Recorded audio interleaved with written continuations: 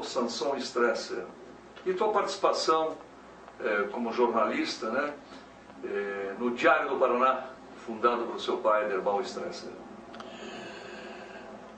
Bom, meu caro Luiz Renato Ribas, o negócio é que eu não tive grande participação no evento Diário do Paraná. Ele, claro que foi iniciativa do meu pai, junto com Chateaubriand, mais algumas pessoas aqui que achavam necessário que no Paraná tivesse um jornal, até certo ponto, mais que se dedicasse mais à produção, na época, a produção agrícola, que o Estado era o maior produtor de café do mundo, Paraná. E essas classes dos cafeicultores, eles não estavam muito satisfeitos com o que existia, porque achavam que eles não tinham o apoio necessário, suficiente para impor lá suas reivindicações junto ao governo. E com essa premissa, procurando... Aliás, o Chateaubriand foi a Londrina uma ocasião, a convite da sociedade rural, um negócio desse, a sociedade da APA, que era a Associação Paranaense dos Cafeicultores. Ele foi fazer uma palestra em Londrina. Depois houve um jantar na casa de um médico lá, eu me lembro, ele estava nessa ocasião. E foi aí então que chegaram, deram assim botaram uma saia curta no Chateaubriand para resolver a história do jornal, que não tinha um jornal. Eles se baseavam muito no comportamento do Diário de São Paulo, que era um jornal dedicado a isso, apoiava bastante a indústria paulista, aquilo tudo. Como o Paraná não era indústria, era o café, então eles queriam uma coisa daquele gênero. Aí sim que o Chateaubriand, o Derbal aqui é que vai fazer isso aí para vocês, vamos conversar. Então meu pai começou a fazer reuniões com eles. Me lembro até que era Horácio Coimbra, Newton Carneiro, que eram essas pessoas da época mais entrosadas no métier.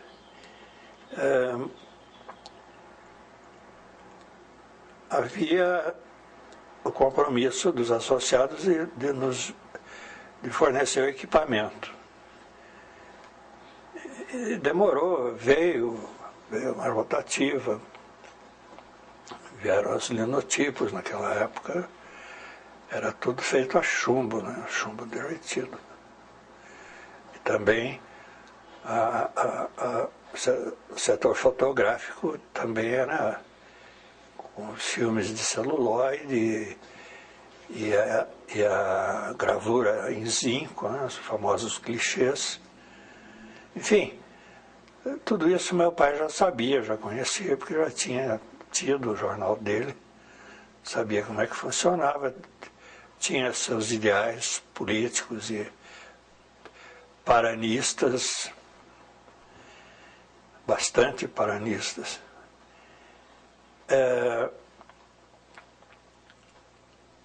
Tocaram o empreendimento, alugaram aquele prédio ali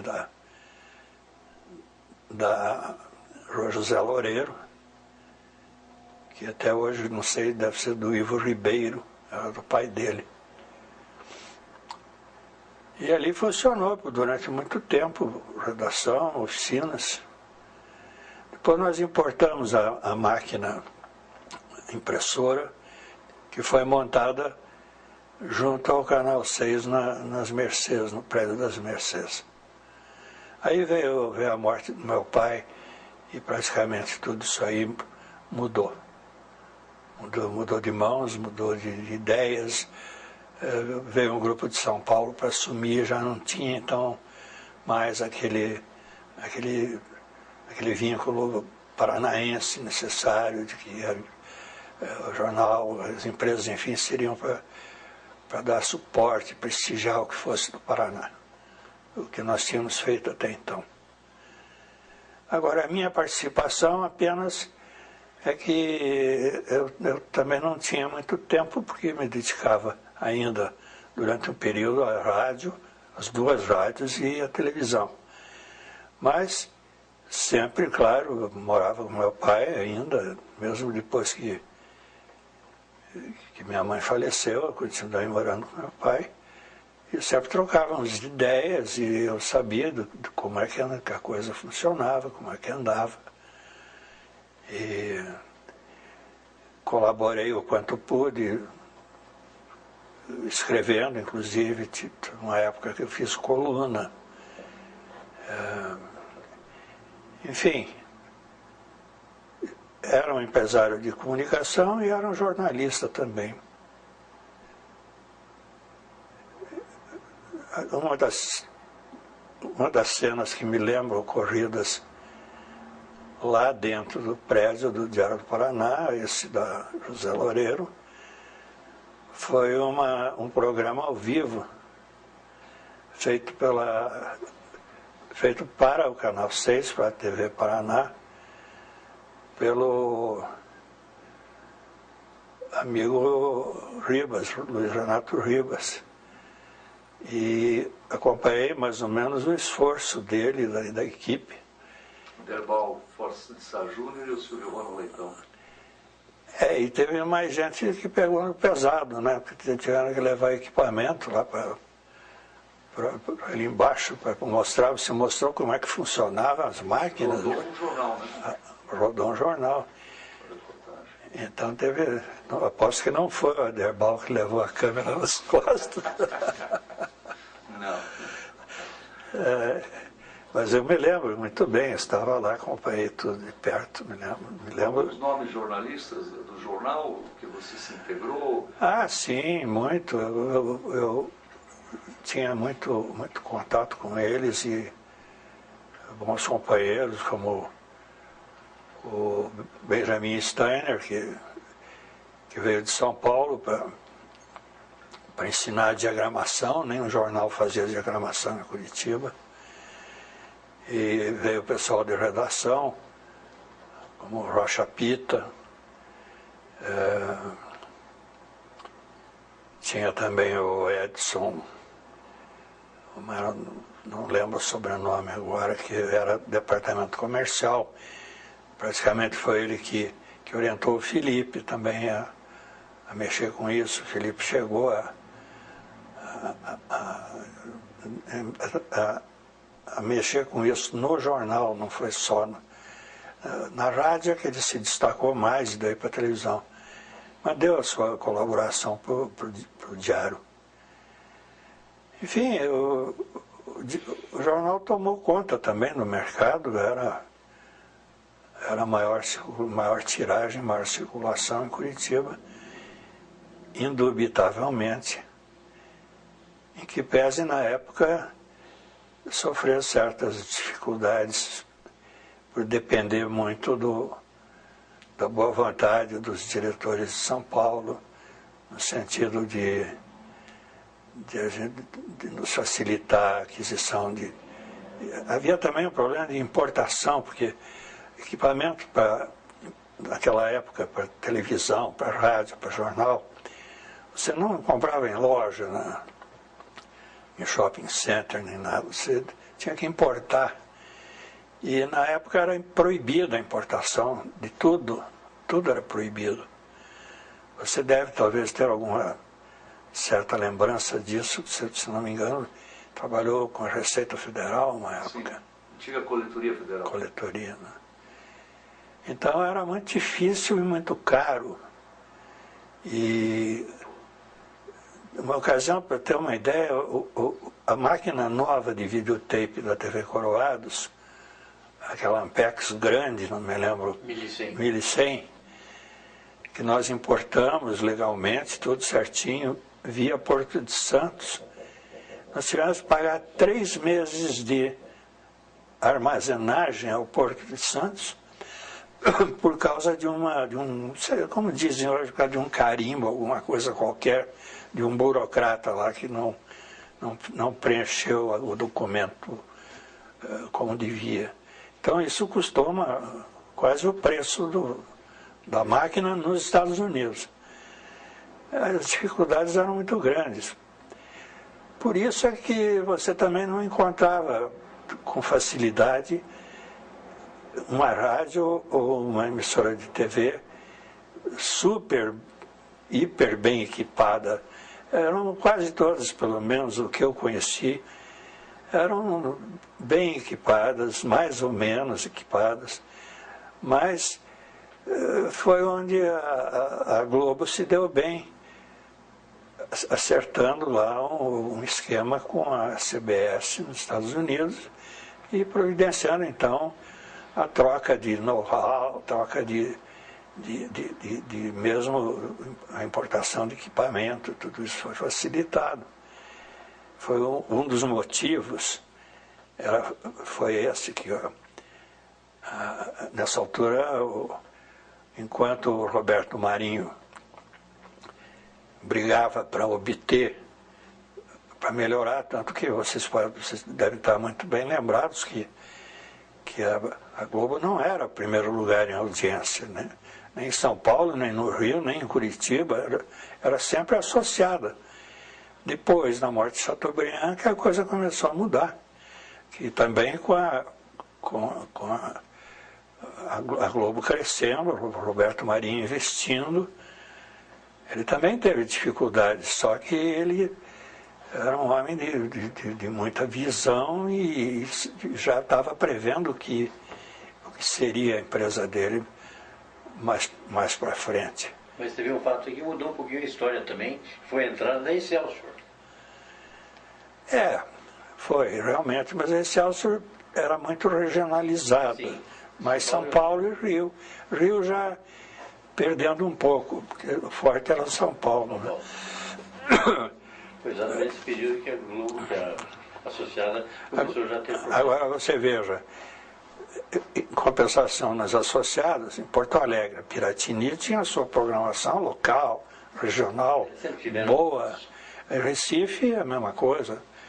Né? Então, Belo Horizonte, eles não é como nós, com o teleteatro, chegamos a fazer o Direito de Nascer, nós não ficávamos parados esperando que o Chateaubriand ou alguém mandasse alguma coisa. A gente corria atrás.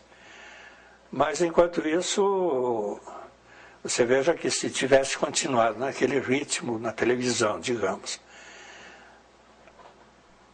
teria acontecido o que aconteceu realmente, que a outra emissora de TV de Curitiba, ainda naquele tempo, só tinham duas, a outra acabou quebrando quando veio a terceira, quando veio a Iguaçu. Acabou quebrando ao ponto de entregar para o banco e pegar o chapéu. Não era fácil.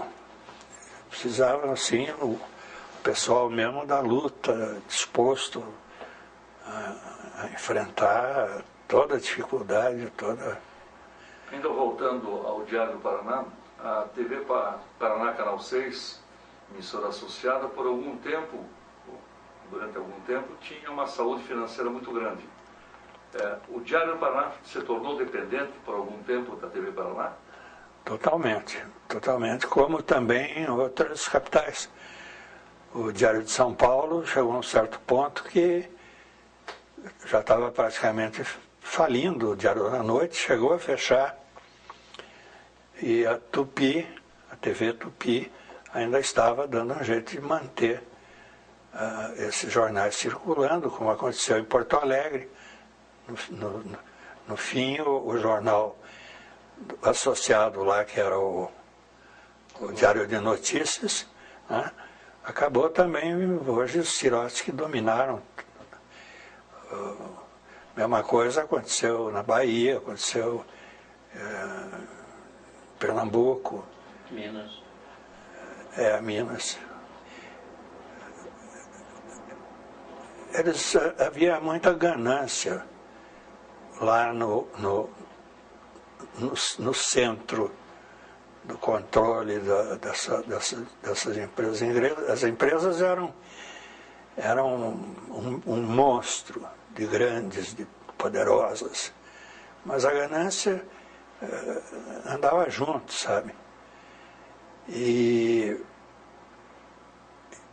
isso prejudicava demais, quer dizer, não dava para um administrador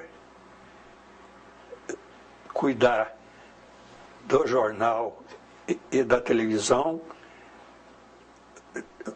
em busca dos mesmos resultados, porque eram veículos diferentes de funcionamento, de estrutura diferente, de tipo de funcionários com cabeças diferentes, né?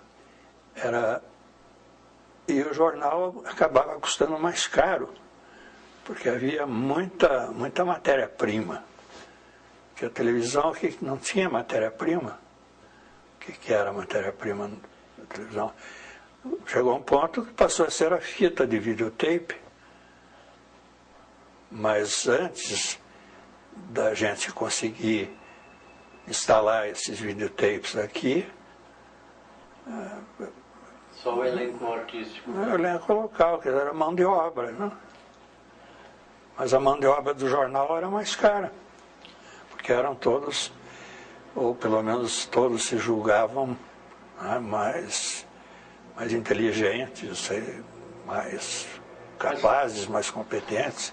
Do tempo do Herto Batista? Falei com ele esses dias ainda ali, até conseguir esse livro, hein? Pensei que quando eu liguei para ele para cumprimentar, ele dissesse para te mandar uma.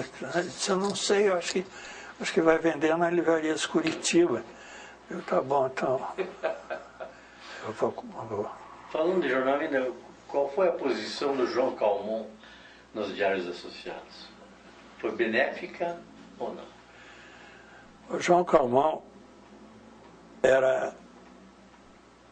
ele tinha o domínio político muito maior do que o de São Paulo, que era o Edmundo.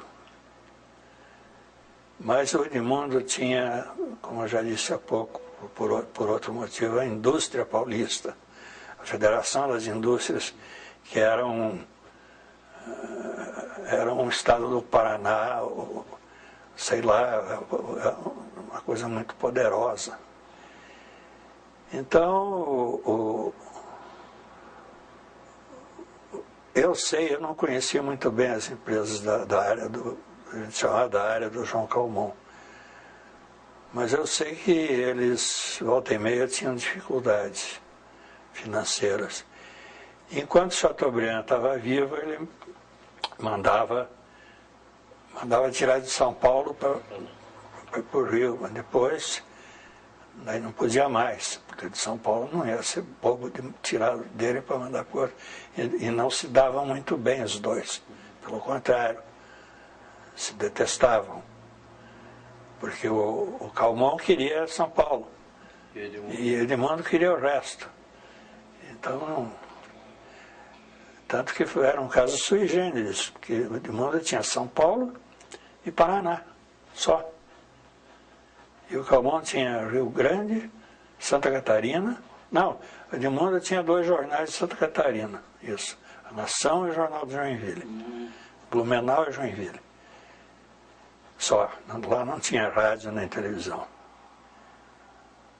E depois tinha Minas, para diante, tudo era Calmon, tudo. Por sinal, há poucos dias eu li uma matéria que o meu filho me mandou de uma publicação no Rio de Janeiro, que o neto do Chateaubriand, filho do Mário, eu conheci o pai dele, era o filho mais velho do Chateaubriand, que já morreu também, pai desse moço chama-se Felipe Chateaubriand Bandeira de Melo.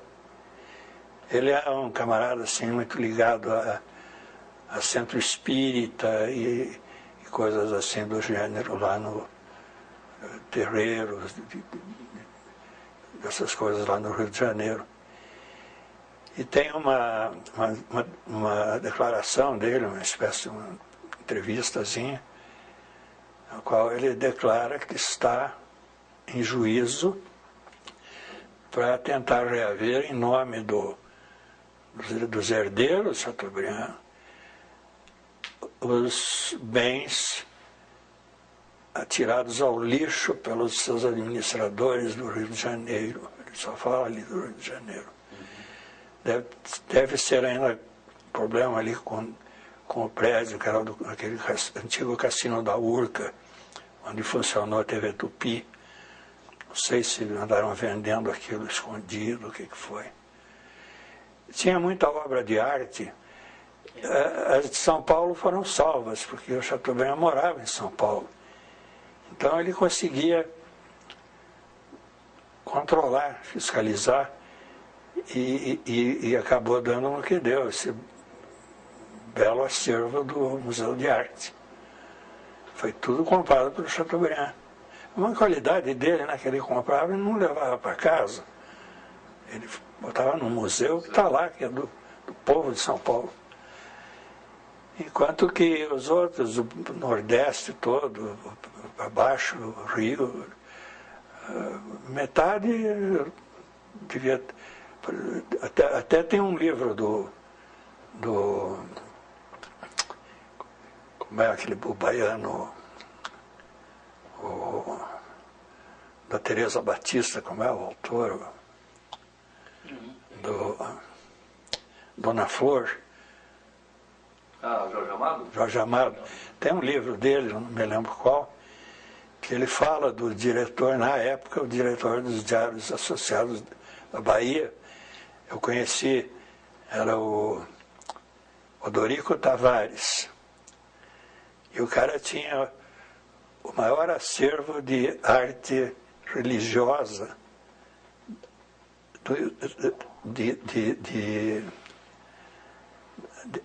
da época da colonização no Brasil, tudo. E principalmente ali daquela região, do interior da Bahia, Pernambuco e tal. E ele faz um comentário maldoso, que ele acha um acervo adquirido,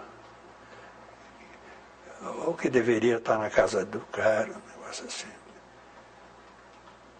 Então foi o que eu falei há pouco, muita ganância. O pessoal, a coisa é meio parecida com o que a gente está vendo na política hoje. Os camaradas parece que vão para as assembleias, para as câmaras, para os postos, os altos postos do governo, já pensando o quanto aquilo vai render e o quanto mais rápido possível. E onde é que ele vai arrumar emprego para o filho, para a filha, para o neto, para o sogro, para o namorado. Acabou, né? O meu pai era um homem que não dava emprego para o irmão. Os irmãos dele eram vários, nunca nenhum trabalhou nas empresas que meu pai era diretor. O Bento Maza Rocha Neto foi o governador do estado, ele só teve um cargo que ele nomeou um irmão dele, que era um engenheiro, não me lembro o nome agora, um cara técnico, muito competente, que foi talhado para aquele cargo, para aquela função. E mais ninguém. E um dia ele disse isso, meu pai me contou. Ele disse ao meu pai, disse: Derbal, eu não nomeio parente do meu lado para cargo nenhum, a não ser esse assim, assim. Com esse do meu lado, já deu para entender, né? Quer dizer, o casal, ele salvou ao lado dele, a parte dele, Munhoz. Então tinha homens assim, ele não saiu rico do governo, ele já era um cara mais ou menos rico, e saiu tão rico quanto era. Agora, quantos outros casos que a gente... E muito pior, porque é dinheiro público, é dinheiro do erário. Esses aí não, esses estavam roubando dinheiro do Chateaubriand, dos acionistas, Mas não era do povo que contribui compulsoriamente lá, que paga seu imposto. Se mata para pagar em dia. Porque se não pagar em dia, em vez de se matar, matam ele.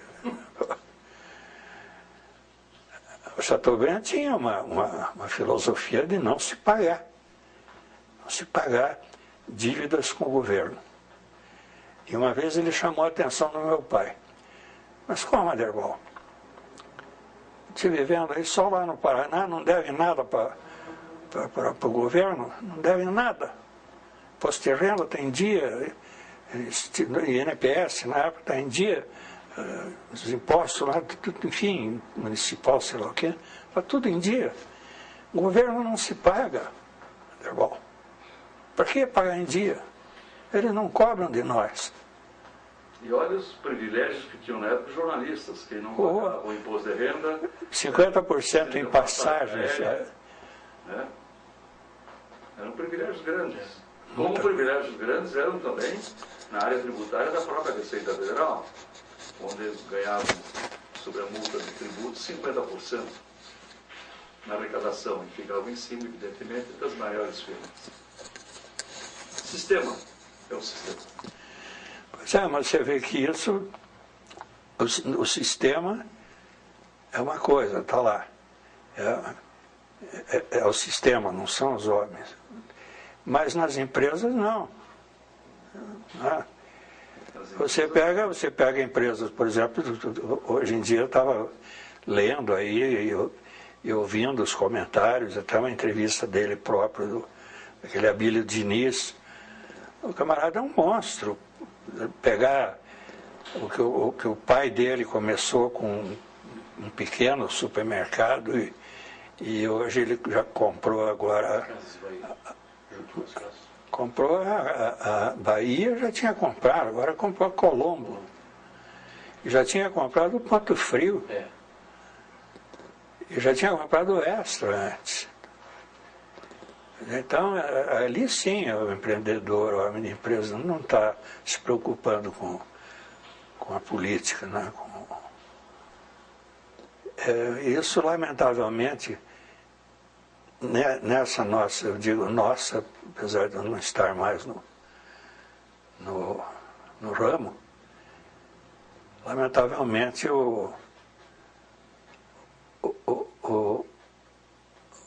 esse pessoal hoje em dia que está nesses cargos importantes na comunicação social, eles se deixam fascinar, né?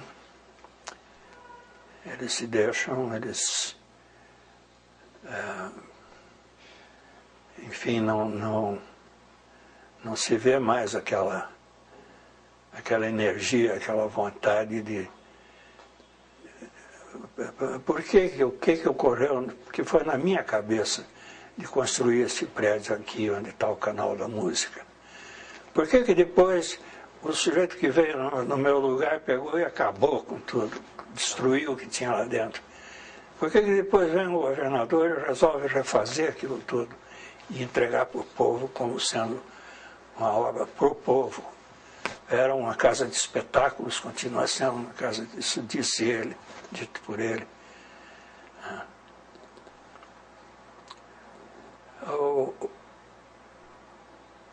O bom é que a gente, vivendo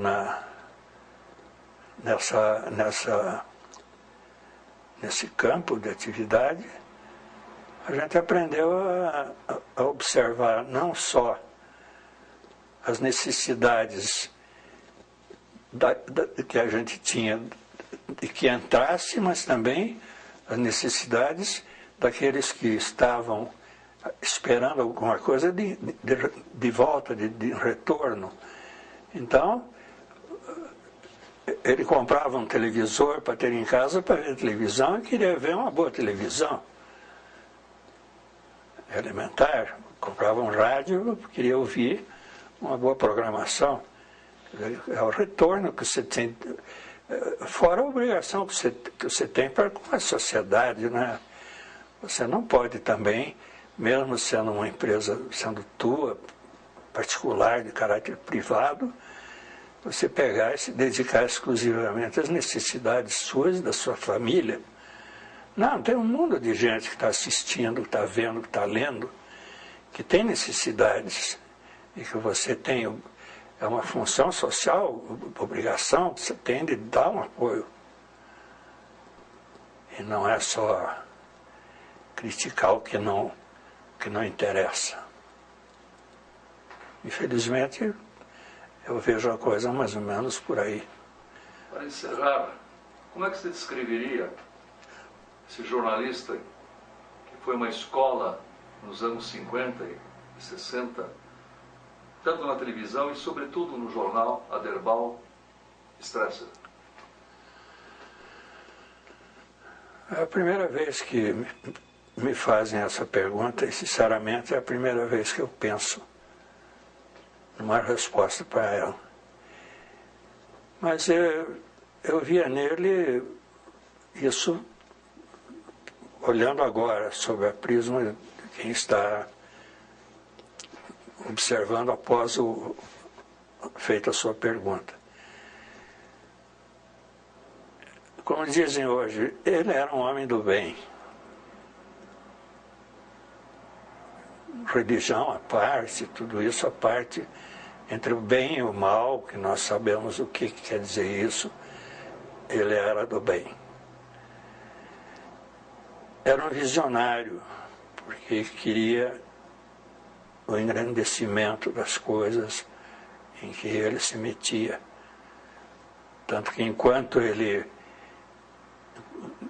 em 1937, que fecharam o jornal, o Correio do Paraná, que nós começamos lá, até ele voltar ao jornalismo, ele teve uma empresa de distribuição de produtos farmacêuticos. E nunca tinha lidado com esse ramo na vida, mas teve sucesso, a tal ponto que na época ele tinha representações assim, de laboratórios como Roche, como Pfizer, os mais importantes multinacionais hoje, né? E de chegar ao ponto de inclusive, sermos convidados para conhecer a sede, a matriz do Roche, lá na Basileia, na Suíça. Ele lutava, minha mãe dizia que ele era teimoso, mas a teimosia dele eu entendo. É porque era a necessidade de ver a realização, ver a coisa realizada, ver a coisa funcionando. Se ele botou na cabeça e acha que aquilo dá certo, afinal, um cara inteligente não tem que pensar muito. Ele metia os peitos e ia até o fim. Um sujeito, desculpe chamar o pai disse um sujeito, mas era um cara, você conheceu, os dois conheceram, um cara bem educado, um sujeito, cara que lutou com muita dificuldade no início da vida dele. O pai dele, quando morreu, ele tinha 10 anos e passou a ter que lutar pela vida. Foi aí que veio o jornalismo na vida dele, porque uma época ele resolveu, já com uns 19, 20 anos, foi morar no Rio de Janeiro, na casa de um padrinho. E lá o primeiro emprego que ele conseguiu foi numa agência de publicidade. Se bem que naquele tempo publicidade era cartaz em bonde, coisas assim. Rádio, jornal. E aí começou a tomar gosto pelo... O pai dele, meu avô, Augusto Stresser, foi jornalista também. Além de músico, e poeta, e pintor. Ele pintou coisas boas, ele tinha com um grupo dele, do pessoal lá do Dario Veloso, como é que chamava lá, o tempo das musas, dos positivistas. Eles tinham um jornalzinho de circulação interna, assim, que ele produzia, ele desenhava a capa do jornal. Eu cheguei a ver isso. Hoje tem uma filha que está atuando na televisão há 10 anos, sem ter tido, como eu disse, um camarada na minha frente, inclusive, qual foi o pistolão que ela arrumou para entrar na Globo. E ela respondeu muito bem, porque ela disse, eu estudei, fiz teatro desde os 13 anos de idade e fui convidada a fazer um teste. E passei no teste. E não foi o teste do Boni, não. Foi um teste para esse papel. Então existe também um pouco de pendor aí genético. Eu mexi com tudo isso, depois ainda, por força das circunstâncias, pratiquei um tempo de advocacia, que eu, desde que me formei, ainda não tinha tido oportunidade. E também, graças a isso, pude prestar concurso no Tribunal de Contas, na área jurídica. Me dei bem, passei. Trabalhei 10 anos, me aposentei lá. E agora está começando a bater um certo cansaço, mas os desafios ainda não se sabe se estão por vir. Se vierem, vamos encará-los.